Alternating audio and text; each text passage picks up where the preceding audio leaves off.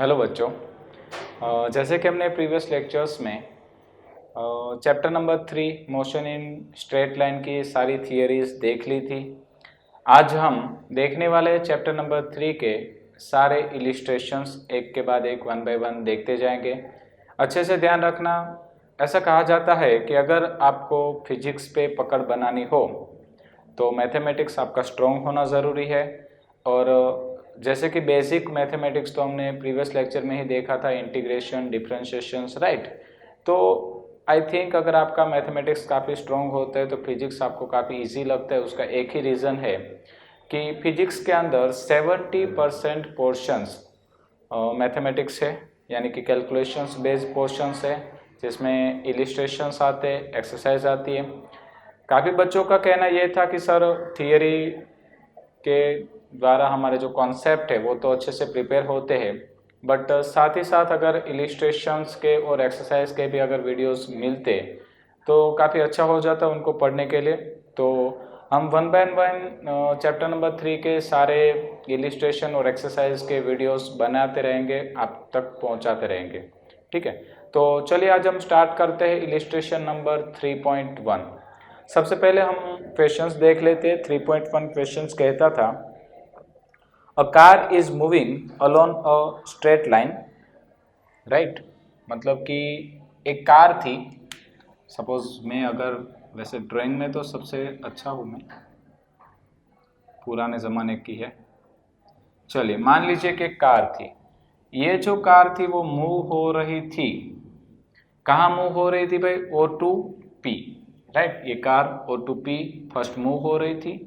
जब ये car O to P move हो रही थी तब उसने O से P तक पहुंचने में टाइम लिया है 18 सेकेंड, राइट। उसके बाद यहां से P पर से ये कार बैक टर्न लेती है, इसने बैक टर्न लिया। बैक टर्न लेके ये कार पहुंची है पॉइंट Q पर। कहाँ पहुंची भाई? Q पर। मतलब वो पहले O से P तक गई, तो O से P तक पहुंचने में उसने टाइम लिया था 18 सेकेंड। उसके बाद वो P से Q पर आती है और P से Q पर आने में उसने टाइम लिया हुआ है 6 सेकेंड, राइट बच्चों। अब सबसे पहले क्वेश्चंस में हमें ये समझना जरूरी होता है कि किसी भी प्रॉब्लम्स को सॉल्व करने से पहले हमारे दिमाग में दो चीजें एकदम क्लियर होनी जरूरी होती है। पहली चीज, हमें गिवन डेटा क्या क्या दिया है। तो पहले तो भाई हमें ड्राइंग बना के दी हुई है, जिसमें हम देख सकते हैं कि हमें पोजीशंस दिया। दूसरा हमें दिया है टाइम, O से P तक पहुंचने का टाइम दिया, P से Q तक आने का टाइम दिया। और दूसरी सबसे इंपॉर्टेंट चीज ये होती है कि भाई हमें फाइंड आउट क्या करना है। तो हमें इस क्वेश्चन में फाइंड आउट करना है एवरेज वेलोसिटी एंड स्पीड, और उसमें भी हमें दो किस्से दिए हैं। पहला किस्सा है फ्रॉम O टू P, यानी कि जब हम O से P तक पहुंचे तब हमारी average velocity and average speed क्या होगी। और दूसरा है O to P and back Q, मतलब O से P तक जाना है और P से वापस आना है Q पर, तब हमारी एवरेज वेलोसिटी एंड स्पीड क्या होगी, राइट। समझ में आ रहा है? तो चलिए शुरू करते हैं। सबसे पहले हम हमारा पहला वाला किस्सा लेते हैं। पहला वाला किस्सा ये था कि हमें ढूंढना है average velocity and average speed. कहाँ जाना है भाई? O से P, राइट। चलिए, तो हमारी इनिशियल पोजीशन से O और हमारी फाइनल पोजीशन से P। तो हम पहला वाला किस्सा स्टार्ट करते हैं भाई। सॉल्यूशन पहला वाला। चलिए मान लीजिए कि आप सबसे पहले एवरेज वेलोसिटी फाइंड आउट करते हैं। क्या करते हैं? एवरेज वेलोसिटी, ठीक है भाई। बारी बारी से दोनों को देखेंगे। सबसे पहले लेते हैं एवरेज वेलोसिटी। अब आपको थियरी अच्छे से याद होगी। अगर याद नहीं है, अभी तक आपने उस वीडियोस को नहीं देखा है, तो आप नीचे जो वीडियो प्लेलिस्ट होगा उसमें जाके एवरेज वेलोसिटी का वीडियो अच्छे से देख सकते हो। या तो एवरेज वेलोसिटी की डेफिनेशन हुआ करती थी कि cover displacement in unit time, मतलब कि आपने गिवन टाइम इंटरवल में जो डिस्प्लेसमेंट किया है उसे कहते हैं वेलोसिटी। तो एवरेज वेलोसिटी ढूंढने के लिए सबसे पहला फंडा होता है आपके पास डिस्प्लेसमेंट होना जरूरी है। और डिस्प्लेसमेंट यानी क्या होता था? Final position minus initial position, right. याद होगा ना आपको? चलिए तो सबसे पहले हम ढूंढते एवरेज वेलोसिटी। एवरेज वेलोसिटी का एक फॉर्मूला था डिस्प्लेसमेंट यानी कि delta x upon delta T, जिसको मैं ऐसे भी लिख सकता हूँ x2 minus x1 upon t2 minus t1, right. x2 यानी final position, x1 initial position, x2 final time and t1 initial time. चलिए तो फिर से चलते हैं हम क्वेश्चंस पे। हमें जाना था O से P, वो हमारी इनिशियल पोजीशन है, P हमारी फाइनल पोजीशन है। चलिए तो हमारी फाइनल पोजीशन है P कितनी थी 360 पे, तो हम लिखेंगे 360 माइनस x1 यानी इनिशियल पोजीशन O थी, वो कहाँ पे थी 0 पे, तो 360 माइनस 0 डिवाइड बाई, हमने भाई t बराबर 0 पर से यहाँ से मूवमेंट स्टार्ट की थी, मोशन स्टार्ट की थी। हम जब P पर पहुंचे तो टाइम कितना लिया 18 सेकेंड, तो हमारा फाइनल टाइम हो गया 18 माइनस इनिशियल टाइम हो गया 0, देन आंसर आएगा 360 डिवाइड बाई 18।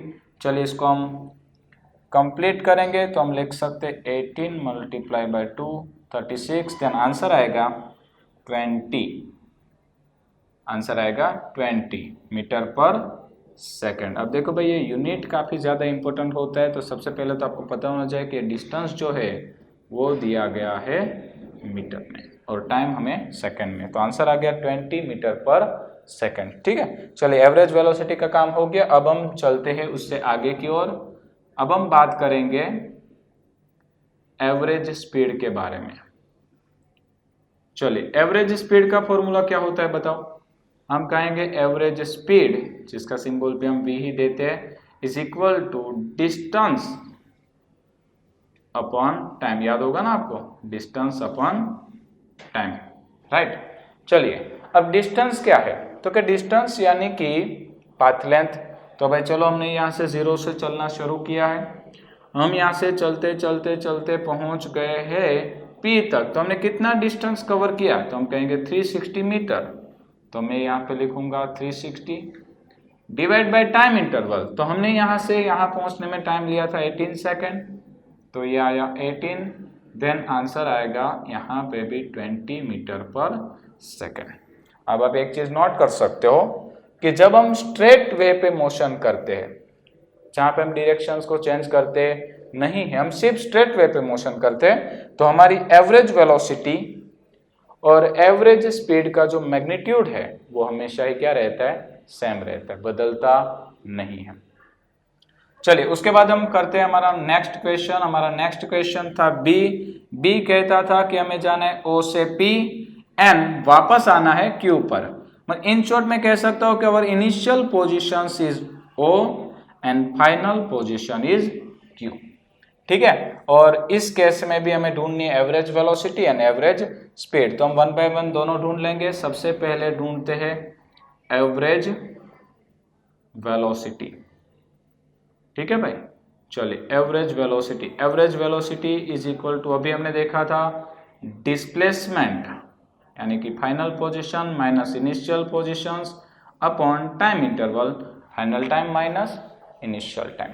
ठीक है, चलिए तो अब दूसरे किस्से में भाई हम आए, कहाँ जाना था, O से P तक जाना था और P से वापस आना था Q पर। तो हमारी फाइनल पोजीशन क्या हो गई, Q कितना है 240, तो मैं यहाँ पे लिख दूंगा 240 माइनस इनिशियल पोजीशन तो है O 0 पे था, तो 240 माइनस 0, ओके, डिवाइड बाय, इसमें ध्यान रखना कंफ्यूजन नहीं होना चाहिए, फाइनल टाइम, मतलब कि हमने Q पर पहुंचने में कितना टाइम लिया।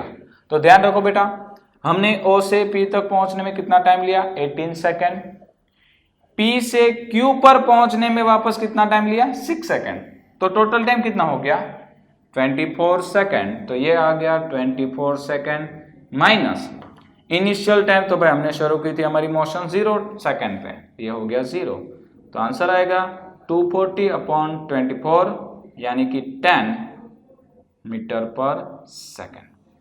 तो ये लो भाई हमें मिल गई एवरेज वेलोसिटी। नेक्स्ट वापस हम ढूंढ लेते हैं एवरेज स्पीड। चले एवरेज स्पीड का फॉर्मूला क्या होता है, तो हम कहेंगे डिस्टेंस अपॉन टाइम, ठीक है ना, डिस्टेंस अपॉन टाइम। चलिए आगे चलते हैं। हमारा टोटल डिस्टेंस, अब देखो डिस्टेंस एक स्केलर क्वांटिटी हमने देखा था, हम यहाँ से मोशंस करते करते पहुंचे P पे, तो हमने डिस्टेंस कितना कवर किया, यहाँ से यहाँ 360, और वापस हम पहुंचे मोशन करते करते P से Q पर, तो हमने कितना डिस्टेंस ट्रैवल किया, तो हम कह सकते हैं कि ये जो डिस्टेंस है इन दोनों के बीच का वो कैसे मिलेगा भाई, 360 माइनस 240 कर दीजिए, कितना आ जाएगा 120 मीटर, कितना होगा 120 मीटर। तो हम कह सकते हैं कि हम O से P गए तो 360 मीटर, P से Q गए तो 120 मीटर, और डिस्टेंस हमेशा क्या होता है, इंक्रीजिबल होता है, हमने देखा है ना। ओके, तो 360 प्लस 120 कितना होता है 480 डिवाइड बाय टोटल टाइम, तो टोटल टाइम O से P तक का 18, P से Q तक का 6, टोटल टाइम होगा 24 सेकेंड। चले 480 डिवाइड बाय 24, आंसर आएगा 20 मीटर पर सेकेंड, राइट। तो ये हो गया हमारा पहले इलिस्ट्रेशंस का सॉल्यूशंस, काफी इजी क्वेश्चंस रहा ये, आई थिंक आपको ये अच्छे से समझ में आया होगा। और दूसरी चीज हमेशा ही ध्यान रखनी है कि अगर हम सिर्फ स्ट्रेट वे पे मोशन करते हैं तो हमारी वेलोसिटी और स्पीड का मैग्नीट्यूड सेम आता है, बट अगर हम मोशन की डायरेक्शन को चेंज करते हैं तो देखो भाई हमारी वेलोसिटी और मैग्नीट्यूड स्पीड का जो मैग्नीट्यूड है वो बदलता है। थैंक यू गाइज, और इन नेक्स्ट लेक्चर हम देखेंगे इलिस्ट्रेशन नंबर 2। Thank you.